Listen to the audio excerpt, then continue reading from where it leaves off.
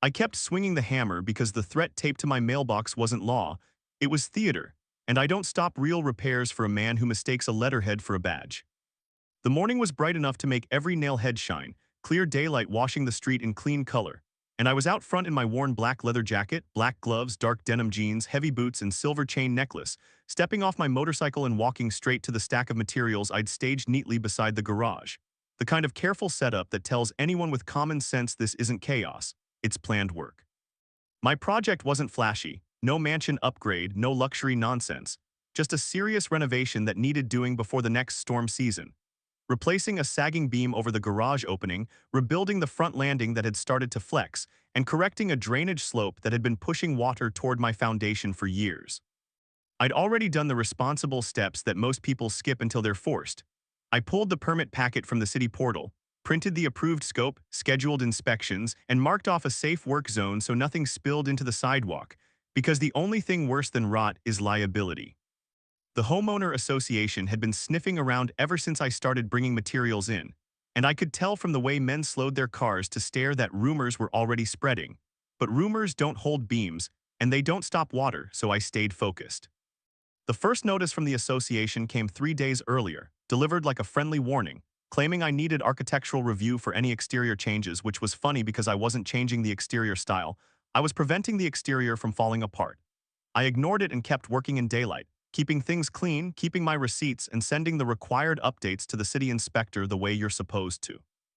The second notice escalated into threats, daily fines, project suspension, and a mandatory hearing date, written in the same stiff language that always tries to sound bigger than it is. And when I still didn't stop, the HOA president showed up in person at the edge of my driveway like he owned the street, voice already raised, flanked by 2 male board members who hovered behind him with clipboards and camera phones, ready to record me from angles that made normal tools look like weapons. He announced that my renovation was unauthorized, that it was impacting neighborhood character, and that he was issuing an immediate stop order, as if the city's permit number printed in my hand meant nothing compared to whatever he decided in a meeting room. I didn't match his volume, because volume is what people use when they don't have a foundation. I held up the permit packet and told him the work was approved, inspected, and scheduled, and that the drainage correction was required because it affected public runoff. And the moment I said runoff, his expression twitched like he'd wandered into territory he didn't understand. He tried to pivot to aesthetics, claiming my new landing would be the wrong style, that the beam replacement would change sightlines, that the association had standards, and I asked him calmly to show me where in any recorded document the association could override a municipal permit and force a homeowner to leave structural issues untreated. That question landed hard enough to make the 2 board members shift their feet because they knew what he was about to do, ignore the question and declare himself right anyway. He did exactly that, saying the association didn't recognize my permit and that if I continued, they'd escalate enforcement, which I recorded on my phone without even trying to hide it, because if a man wants to dig his own hole on camera, it's polite to let him. He didn't like the phone. None of them ever do. He told me to stop filming, then caught himself and told me I wasn't allowed to film him, which told me he didn't know where his authority ended, just that he wanted it to be everywhere. I kept my hands visible, stayed on my property line, and told him he was welcome to speak, but he was not welcome to obstruct the work. And when he stepped closer like he was going to crowd me, I took 1 step back, not out of fear, but to keep the distance clear and the footage clean. That's when he shifted tactics into what he thought was a smarter kind of attack. He said he would contact my contractor, he said he would call the city himself, he said he would flag the permit, and he said he'd ensure no inspector approved anything until I cooperated. And the word cooperated hung in the air like a confession, because what he meant was comply. I told him I was cooperating with the only entity that mattered, the city, and that my next inspection was scheduled for the following afternoon, and the look he gave me wasn't confusion, it was annoyance. The kind of annoyance a control freak feels when someone refuses to be controlled. He left with a final promise, loud enough for neighbors to hear, that he was going to shut this down. And as his little group retreated, the 2 board members still filming and taking notes like they'd witnessed a crime, I felt the familiar click of escalation forming, the point where a petty dispute turns into a campaign. Mike from 2 houses over walked up after they disappeared, staying in the sun with his hands in his pockets, eyes narrowed the way men narrow their eyes when they've seen the same pattern before. "They're coming after you," he said. "They're coming after the work," I corrected, lifting a board into position. "I'm just standing where it's happening." Mike nodded toward the mailbox. "What's the paper?" I held it up. "Another notice, more threats, bigger numbers, same fake confidence." "You gonna stop?" he asked. I looked down the street, then back at my foundation line where the drainage channel was already half-shaped, and the truth was simple. If I stopped, the water would win, the rot would win, and eventually the HOA would still blame me for neglect. No, I said. If they want it stopped, they can bring someone who actually has authority. That sentence turned out to be the spark, because within an hour a tow behind sign appeared at the neighborhood entrance with my street name on it under the words, Notice of Violation. And I didn't even have to guess who ordered it, because only the association would spend money to embarrass someone publicly while pretending it was about community care. By midday, a pair of men I didn't recognize walked past my property slowly, phones up, recording, circling like tourists at a crash site, and one of them muttered that the board's handling it, which told me the president had already turned my renovation into a spectacle. I kept working anyway because a clean job speaks louder than gossip. I set temporary supports, checked my measurements twice, and pre-drilled every anchor point, all in full daylight where anyone could see I was being careful, and as I worked, my phone buzzed with an email from my contractor. Got a call from HOA. They said I could be blacklisted from the neighborhood if I keep working. I didn't get angry. Anger wastes time. I called him, told him we had a valid permit, told him the city inspection was scheduled, and told him to keep everything professional and documented. He exhaled on the other end like a man who dealt with bullies before. I'm in, he said, but they're going to escalate. Let them, I replied. Every step they take is another step on record. The afternoon sun stayed bright and steady as I installed the first new section of beam, clean, square, and correct. And just as I tightened the last bolt, a city vehicle rolled slowly down the street. An inspector doing a preliminary pass sooner than scheduled, likely triggered by a complaint, and the HOA president appeared again from nowhere, walking fast with that same folder clutched like a weapon, already talking before he reached the curb, already insisting the city needed to stop illegal work. The inspector didn't respond to him right away, instead looking at my materials, my supports, my permit printout, and the drainage plan markings, and that brief silence made the HOA president louder, because the only thing he feared more than my renovation was being ignored by real authority. I watched the inspector's eyes track across the job site with calm focus, and I felt something shift, not victory yet, not relief, but the beginning of the end of bluffing, because the moment the city gets involved for real, the HOA's threats become what they always were: noise. I tightened my gloves, nodded to the inspector, and kept my posture steady, because I wasn't renovating to win an argument, I was renovating to protect my property. And if the Homeowner Association wanted to turn that into a battle, they were about to learn what happens when daylight, permits, and city enforcement all show up at the same time. The escalation came fast once the Homeowner Association realized I wasn't stopping, because authority that relies on fear panics when fear doesn't work. And by the next morning, the street looked less like a neighborhood and more like a stage set for enforcement theater. Under clear daylight, orange cones appeared again along my driveway, this time heavier, weighted down like someone expected a fight, and a fresh notice was taped directly to my garage door declaring the project non-compliant, using language lifted straight from city code but twisted just enough to sound official to anyone who didn't know better. I cut the tape, removed the notice, and set it neatly on my workbench beside the permit packet because letting it hang would be consent, and consent was exactly what they were fishing for. The HOA president arrived before noon, louder than before, bringing 2 different board members and a man I'd never seen who introduced himself as association counsel, despite wearing no badge, no uniform, nothing that connected him to actual enforcement. They stood at the edge of my property line, talking over each other, declaring that fines were now active, that my contractor was in violation, and that the association had voted to pursue all remedies, a phrase that means nothing until someone with real authority says it.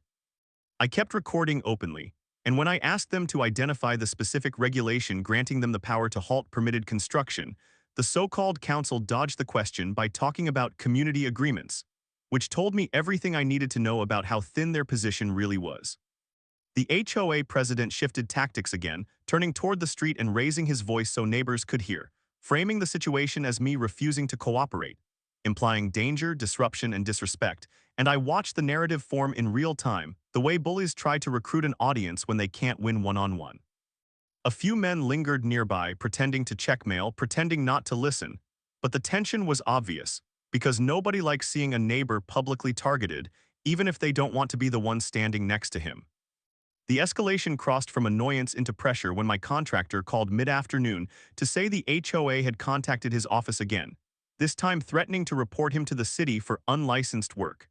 A claim so easily disproven it would have been laughable if it wasn't designed to damage his business reputation. I told him the truth, that the permit was valid, that inspections were scheduled, and that the city inspector had already been on site and raised no issues, and I could hear the relief in his voice when I told him I was documenting every contact. "They're trying to freeze you," he said. "They can't," I replied. "They can only pretend." That pretense intensified as the afternoon wore on, with the HOA president returning yet again, this time with a portable sign he attempted to place near the sidewalk, warning of unsafe construction ahead. And that was the moment I stepped in front of him and told him calmly but clearly that placing signage on or near my property without consent was interference and trespass, and that he needed to remove it immediately.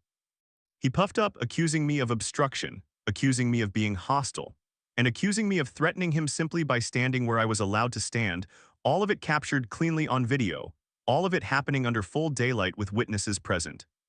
He eventually backed off, dragging the sign away while muttering about next steps.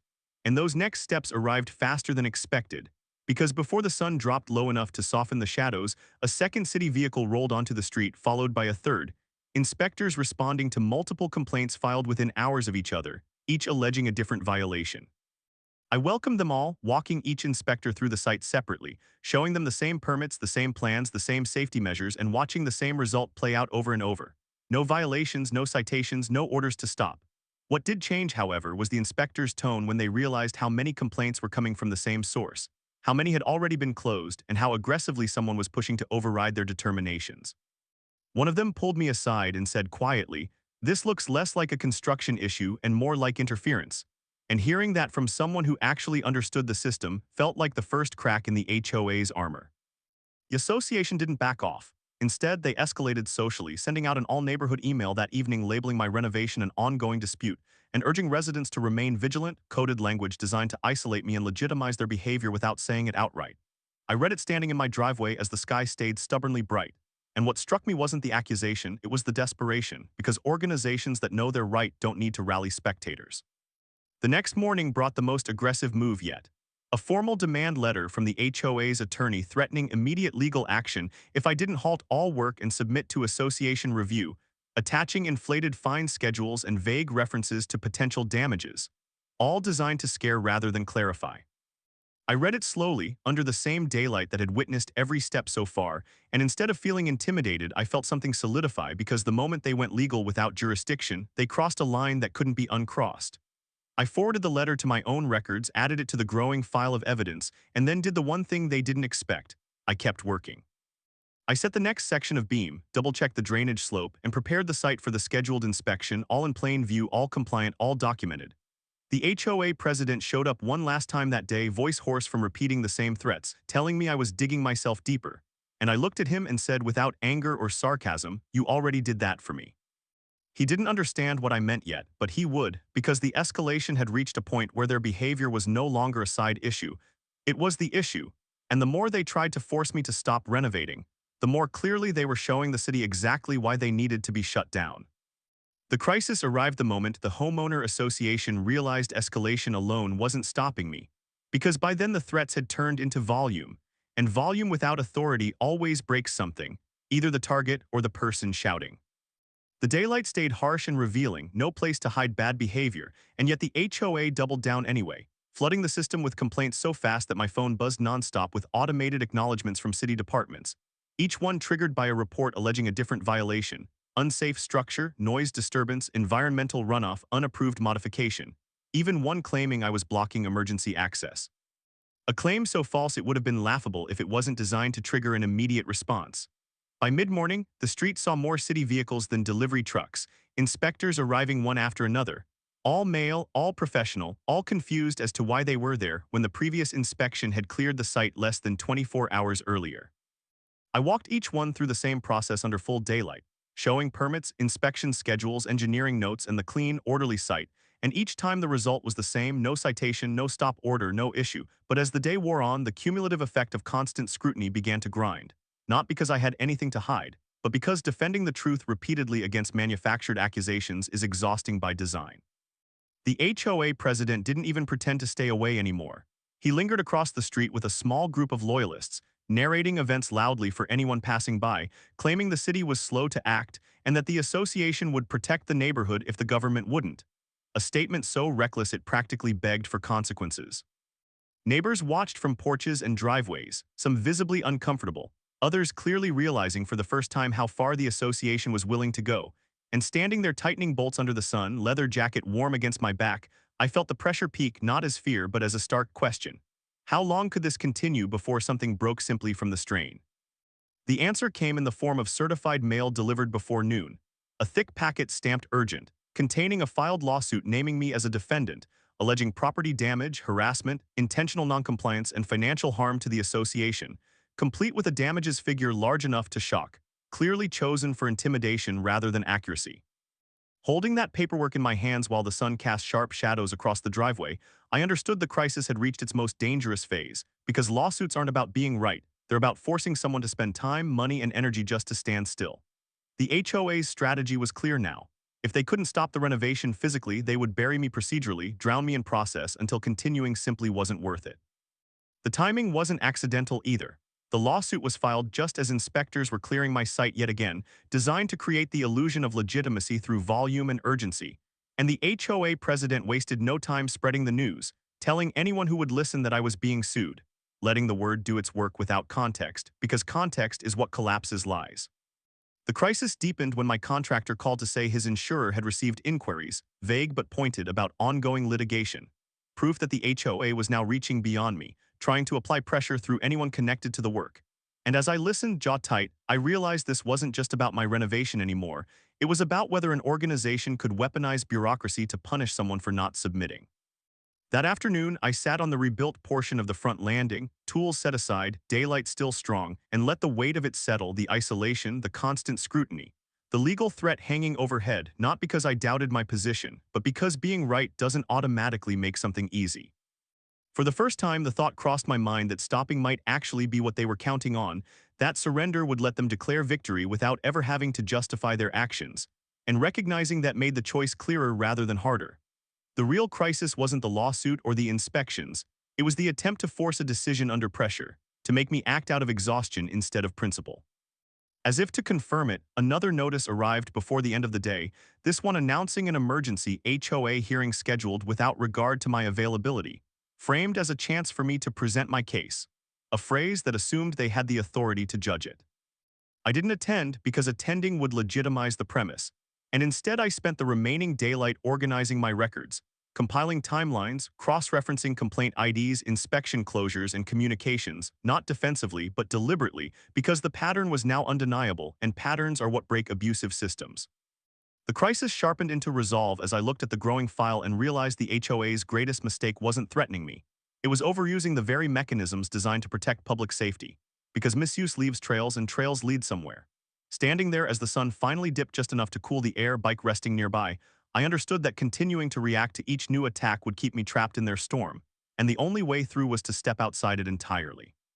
The next move wouldn't be another argument or another explanation, it would be a shift in focus, away from my renovation and toward the HOA's conduct itself, because the moment the city stopped looking at my project and started looking at their interference, the entire situation would invert.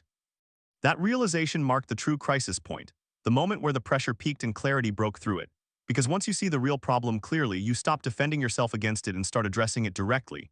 And under the same relentless daylight that had exposed every bluff so far, I prepared to make the move the HOA didn't see coming.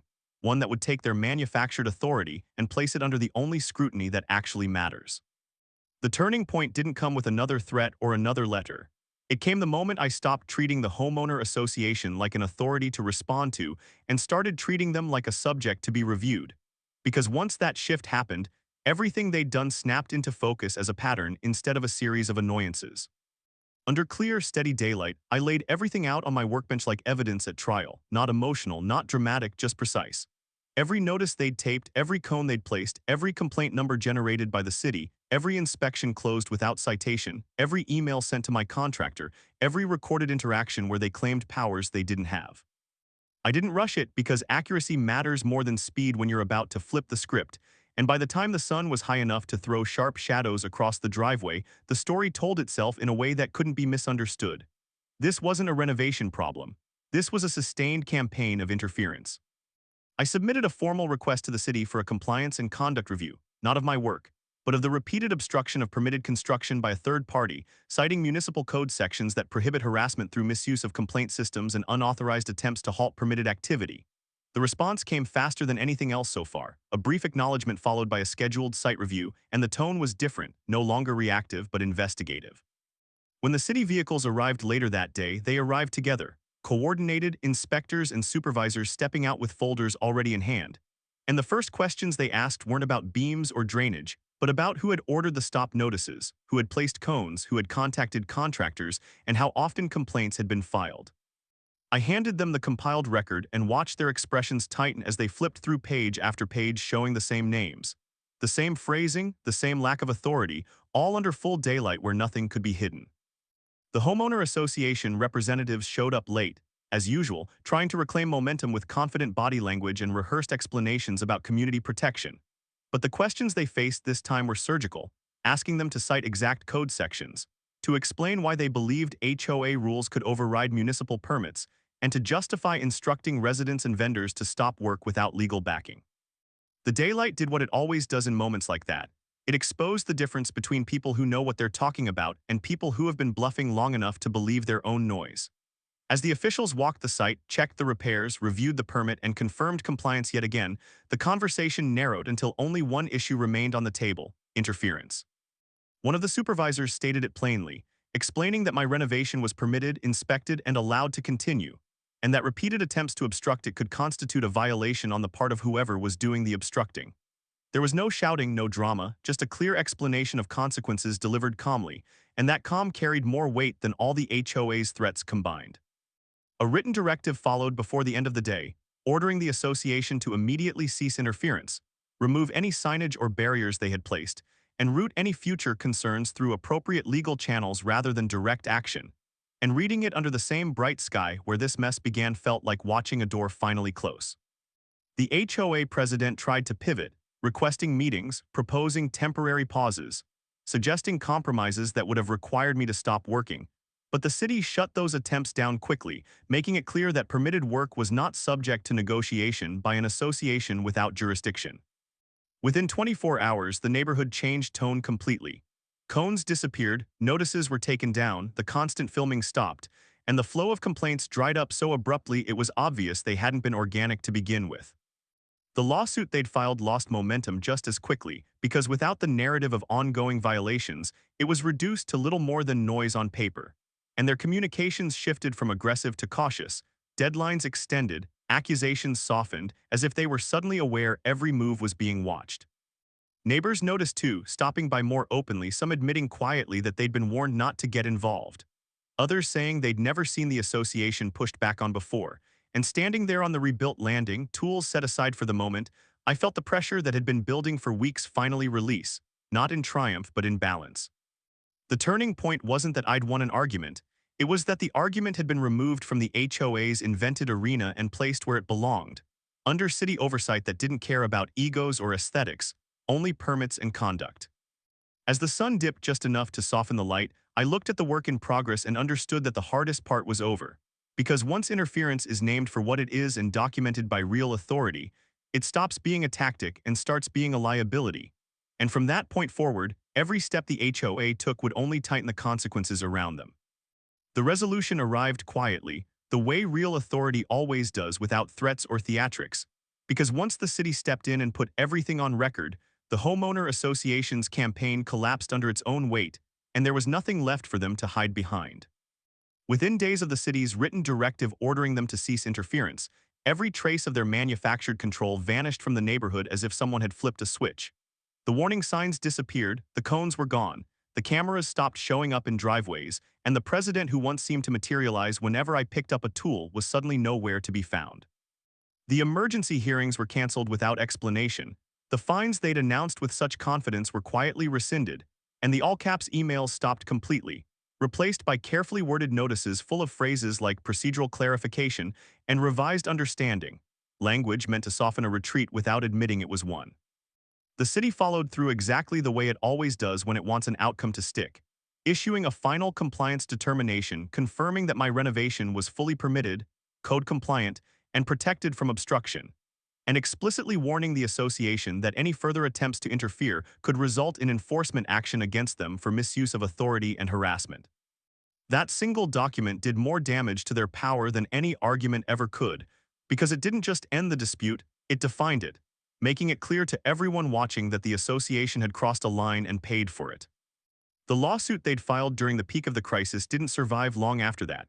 Without the illusion of violations to prop it up, it began to unravel in slow, awkward steps, deadlines extended, claims narrowed. Accusations softened until the case barely resembled the bombastic filing they'd used to intimidate me in the first place.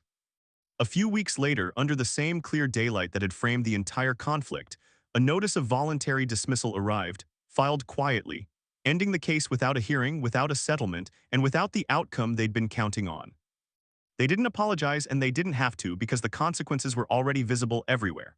Board members stepping down for personal reasons, enforcement committees quietly dissolved, policies rewritten to acknowledge that city permits supersede association preferences, and a noticeable shift in tone across the neighborhood, as if people had collectively realized they'd been living under rules that only existed because no one had challenged them before.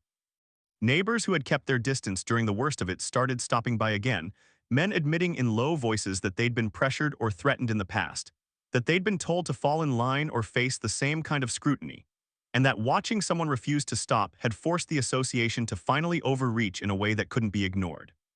The renovation finished without interruption, the new beam set true, the landing solid underfoot, the drainage corrected so water flowed away from the foundation instead of toward it, and every completed detail felt less like a victory lap and more like closure, the end of something that never should have started in the first place. Standing in my driveway one afternoon with the work complete, bike resting nearby, leather jacket warm in the sun, I looked at my house not as a battleground but as what it had always been, a place that deserved care without permission slips or intimidation. And the simplicity of that truth made the entire ordeal feel smaller in hindsight. The Homeowner Association hadn't been defeated by clever arguments or dramatic confrontations. It had been undone by daylight, documentation, and the moment real authority turned its attention away from my renovation and toward their behavior. Their threats only worked as long as people assumed they were real, and the moment that assumption was tested under city oversight, the illusion collapsed, leaving behind nothing but paperwork and consequences. The neighborhood settled back into a quieter rhythm, not the tense quiet imposed by fear, but the ordinary quiet of people minding their own business again, and the association retreated into newsletters and reminders instead of ultimatums, careful now, cautious, aware that eyes were on them. What stayed with me most wasn't the satisfaction of being right, but the clarity of how fragile false authority really is once it's exposed. Because the HOA didn't expect the city to intervene for the same reason they didn't expect me to keep renovating. They believed control was automatic, that no one would push back far enough to force a real review. Ignoring their threats hadn't been reckless, it had been necessary, because stopping would have validated power they never had. And once the city shut them down publicly, that power evaporated for everyone to see. As the daylight stretched long shadows across the rebuilt steps and the street went back to normal, the story resolved itself into something simple and permanent, a record that couldn't be rewritten or spun. The renovation was legal, the interference wasn't, and the moment the right system stepped in, the Homeowner Association learned the hard way that bluff only works until someone calls it.